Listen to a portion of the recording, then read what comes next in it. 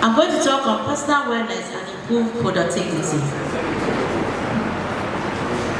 These are my outline: the introduction, definition of terms, 5 dimensions of personal wellness, factors that affect personal wellness, how to achieve personal wellness to improve productivity, conclusion and reference. Introduction. Wellness is a dynamic process, a lifestyle and personalized approach to living life in a way that allows a person to become the best that one's potential, circumstance, and fate will allow. It is clearly a common concept that is mentioned in the context of health and often used interchangeably with health. Although wellness is a multi-phased, active process that leads to a successful and fulfilling life, it's also a state of well-being that incorporates various factors. These factors are continuously in play to contribute to an individual's overall state of health and therefore should be understood. This topic will discuss wellness and create improved productivity. What is wellness? The World Health Organization defines wellness as a state of complete physical, mental, social well-being, and not merely the absence of disease or infirmity. It is also an optimal state of health of an individual. Wellness has 2 cardinal concerns, which are the achievement of an individual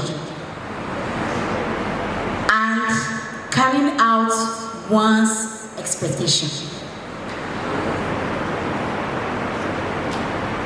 So, what is personal wellness? Personal wellness means being physically, spiritually, emotionally, socially, and intellectually healthy. A healthy style, health balance, all these aspects to achieve wellness. Productivity. What is productivity? It is a measure of performance, how you can perform. It is also being able to generate, create, enhance, and bring forth goods and services. To be efficiently and effectively productive, personal wellness is necessary. Next slide. These are the 5 dimensions of personal wellness. The first one is your physical wellness. This dimension of wellness is concerned with activity that improve physical health, like your exercise, good nutrition, and rest. It includes health promotion behavior, like closer observation of health indices. When I say health indices, like in the hospital you say your numbers. You have to know your blood pressure, your blood sugar level, your cholesterol level. At least those are the 3 common ones that you can easily do and be aware of because it's very necessary. Then, you have to abstain from harmful behavior, such as drug use and alcohol abuse. And let me tell you, this alcohol abuse is something that is of concern, great concern recently, because even in the hospital, what we find out now, even for children, is alarming. Like 5-10 years ago, we're experiencing the increase in high cholesterol. Allow me to derail a bit, because it's my field. The increase of alcohol, because of the kind of information people get. They'll tell you, don't eat red meat, eat offals. And before you know, out of 10 patients you see, 7 have high cholesterol because of that misinformation. What people don't understand is that these offals are very high in cholesterol and they're not eating it and running for red meat. Not knowing that these red meat are high in what they call Heme, which is iron that helps to build the blood. And they're increasing their cholesterol level. But we as dietitians and nutritionists will tell you, you can take this in moderation, because moderation is key. You will take the red meat, but in moderation. And as much as possible, don't go for the fatty ones, go for the lean parts. The offals are not healthy. It's something that maybe if it's a part of it that you love, you take once in a while. Then as I said, for the alcohol abuse, recently now, we're seeing, gone are the days that you say hypertension is for older age. Now we're seeing children of 9 years, 11, 6, having hypertension, high cholesterol, and even stroke. Is it not alarming? It's so sad. And with the kind of things we are taking in that are alcoholic, I don't want to mention any product, but we know our bitters. We are taking it for health's sake. My dear, most of us are killing the kidney. And that's why, in fact, I have a patient presently, 8 years old, that is under dialysis. We even see 3 years old under dialysis, maintenance dialysis. It's so sad. That's why I want to chip this in. Belebe. Let me just take it. That's the nickname now. Please. Please. We are having serious cases in the hospital now. Renal cases. It's so terrible. It is so terrible. Down to children. Then spiritual awareness. This is a dimension. This dimension is the deepest part of a human being. That's the part that makes you unique as a human being. How do you communicate with your creator, your God? It is unique because it differs for every person. It's a part that makes one unique from everyone. It is what provides one with a meaning and purpose for life. It gives inner peace, strength, and hope. Faith, value, belief, principle, and morality defines spirituality. Next slide. Emotional wellness. This dimension of wellness is dynamic and fluctuates frequently. It is associated with thoughts, your feeling, your behavior, which can be positive or negative, and also coping and accepting them accordingly. It is also accepting and expressing one's feeling and understanding the feeling of others. How do you feel when you are being insulted or when you are being mocked at? Depends on you. The way you react depends on you. There are some people that when you mock them, they'll just look at you and pass. How do you react? Some will be ready to fight. Let's kill ourselves, let's disgrace ourselves. So these are aspects that controls that part of you. Then social wellness. This dimension of wellness involves the ability of an individual to interact and communicate with other people, the society and nature successfully, and to also live up to the expectation and demands of one's personal role. How do you interact as colleagues?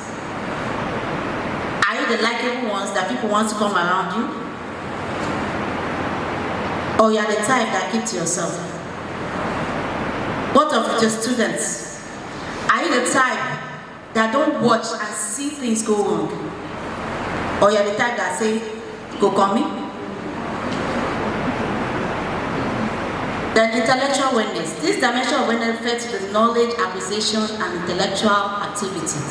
Knowledge is engaging in creative and mental stimulating activities like learning.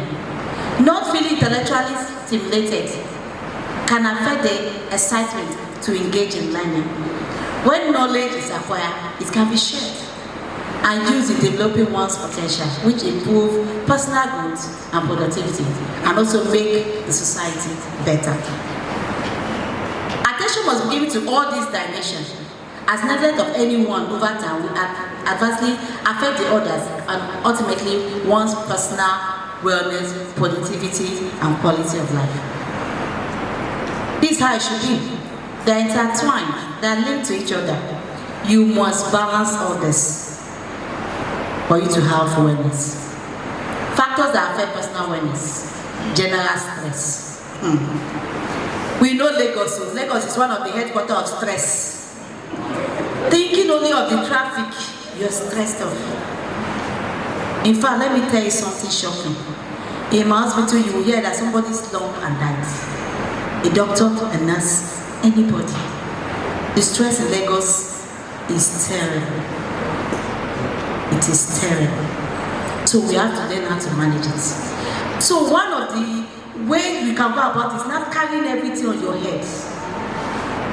Because you have family problem. You have your expectations, either from your spouse, from your family, from your children, or from your students. You have so many things. You're schooling, you have to go further.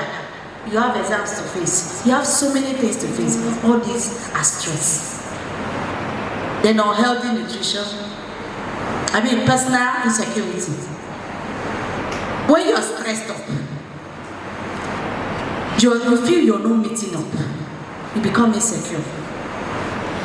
Maybe you're looking at one of your colleagues. see, she has passed that exam that I've been trying for you so, and I've not met up. You become insecure, as if you're inferior to her or to him. From there, you develop low self-esteem. Even when people move around and talk, whisper something, you feel they are talking about you because of what you feel. Then from there, you can lead to depression. Nobody wants me around them. I'm not meeting up. So many things in your head, you become depressed. And when you're depressed, what happens? You engage on healthy nutrition. Two things happen when you're taking on healthy nutrition. It's either you're taking too much food to console yourself, or you even lack appetite. You won't even eat. And when you have this unhealthy nutrition, sickness will come knocking. Because when you overeat, you fall into the class of obesity. And obesity has its own role. Because when obesity is there, you start calling other disease conditions. You will tell hypertension, come, this place is comfortable. It will call different diseases. Diabetes, come, we have space. You know, other diseases will come in. High cholesterol will come in. Then, when you don't have, you're the type that don't eat, you don't have appetite, you start losing weight. Your body is not nourished again. And when your body is not nourished, your immune system becomes low.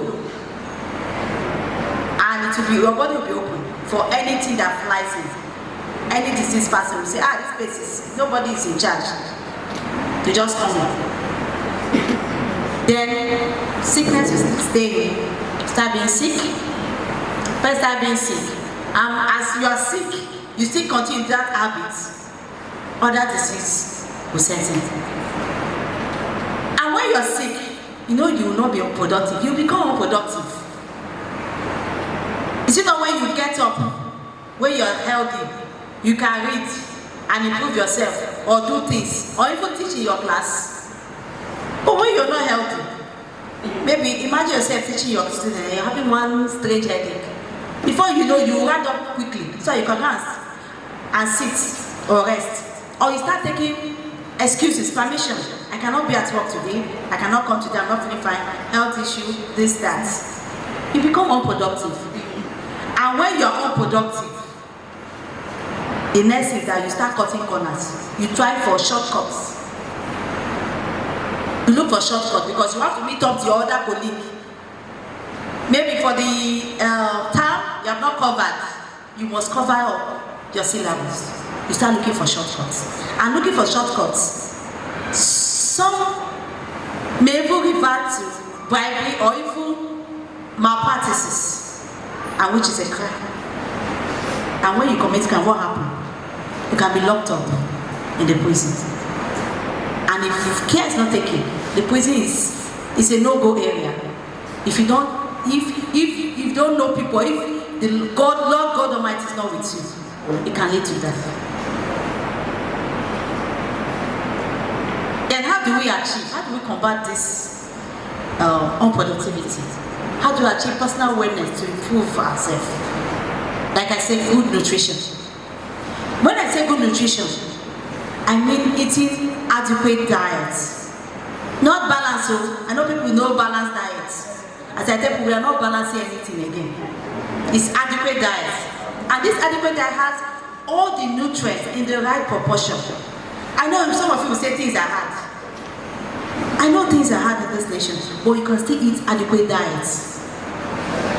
Because if you calculate the money you will use to cook a simple soup, like I tell people, one of the easiest way for you to have an adequate diet is taking swallows.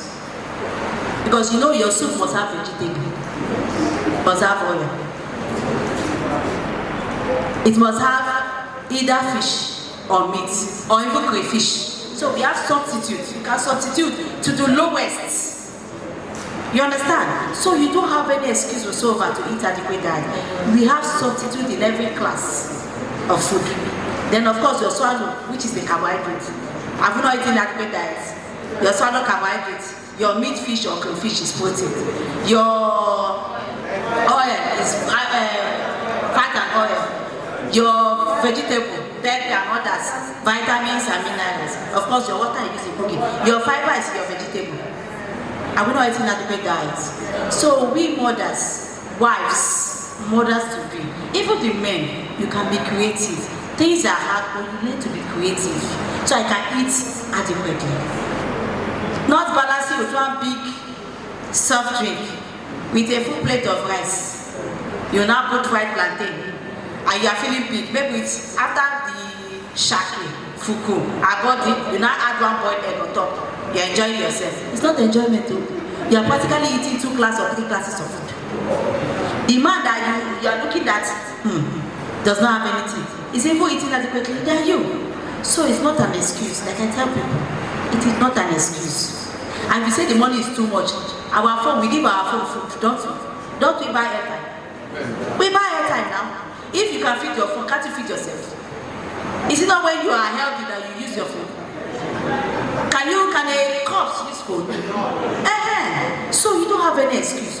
And thank God, we have even cheaper foods that we can buy.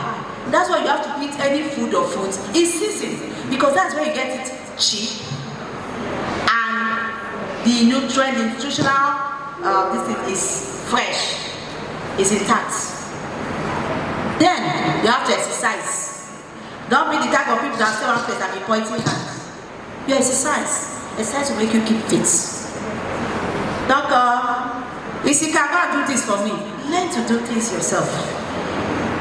It is good for the body. The rest is important. You can use it as a form of sleeping. Because sleeping, you must sleep, because it's a natural thing that the body does. But if you're the type that don't take siesta, you can just lie down, have a rest. It is very important for the physiology processes of the body. Then you will learn to meditate. When you meditate, you connect with your Creator. If you have lost focus or purpose for life, you will talk to God in prayer and He will direct you. Then you now have to reflect on your experience, both the good and the bad. For the good one, you now have to improve yourself. What am I doing that is good? Let me improve on it. And for the bad ones, don't look at it as failure. Use it as a lesson for you to do better next time. Then learn to forgive. It is very important. If you don't have a conducive working environment, you cannot be productive.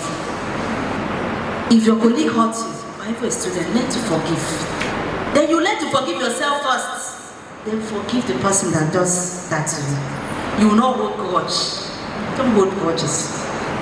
Because if you hold grudge against your colleague, anything the person does, you interpret it the other way. Meanwhile, the person has nothing in mind. But because of that grudge, you misinterpret. Then learn to love yourself. You cannot give what you don't have. When you love yourself, you can learn to love others. And when you love others, things will move. You have a good working environment. Even God Himself is love. Then, by the time you've learned to love yourself, you cannot develop your self-esteem. Because you know that even those around you, when they correct you, it's with love. So you build up your self-esteem and be aware of your feelings and your attitude to anybody. Then you can learn how to interact with people very well and make valuable contributions using your gifts. You may be gifted in one area, but because of maybe you're not in good time with your colleague, you will not want to associate. But when you learn to love yourself, you build up your self-esteem, that gift that God has placed in you, you find that it's easy for you to do it. And as you're doing that, somebody is learning. And you can even motivate others to bring out their own gifts in them. Then study and learn. I love the last speaker that spoke. He talked much on study. It is key. Because even in the Bible they say Daniel was learned in books. You must learn how to study to improve yourself. Learn. Seek out people that have like minds with you, that are willing to do things with you. The Bible says, iron sharpens iron. Challenge your intellectual. Then you can take on courses and workshops. Don't wait for the school to send you for workshops. Gone are the days that you wait for anybody to do anything for you. Go online. At least the COVID season taught us so many things. Who believe we could have a meeting without seeing ourselves? We are like, it's not possible. We must see ourselves to have a meeting. But with the lockdown, we learn to do meetings, presentations, without seeing ourselves. And it is effective. So you have to be dynamic. You have to change with the changing time. Then set goal in smaller achievable tasks and complete at recorded time. What goal have you set for yourself? Have you told yourself, okay, I want to improve this society by the end of this year? Then by the end of this year, I make sure you achieve it. Then you cannot set another goal. Not setting a goal that will be met in 20 or 5 or 10 years. You will get tired because as if you're not being motivated. But when you set simple goals and achieve them, you'll be motivated to do the next one. Then stay away from bad companies and harmful habits. If you know you have a colleague or friend that instead of improving in your life is how to drag somebody down, step away from that person. That person is not helping you. Do things that will improve your life and improve the life of everybody around you. It's my conclusion. Personal wellness is an active lifestyle that incorporates several dimensions that is continuously in play to contribute to an individual's overall state of health. There is need to understand and properly address this dimension, as balancing this dimension is key to productivity and success. To achieve this goal, individual activities should be constantly monitored and evaluated. Making an individual know the importance of moderation and balance related to wellness dimension is an important step that leads to being productive and living a fulfilled life.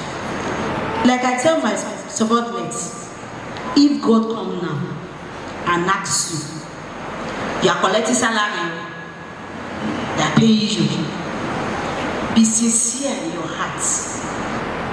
That salary you are collecting, are you really performing the job that you're collecting that salary for?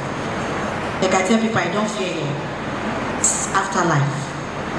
Can you be justified that I've really worked for this salary and I can comfortably take it?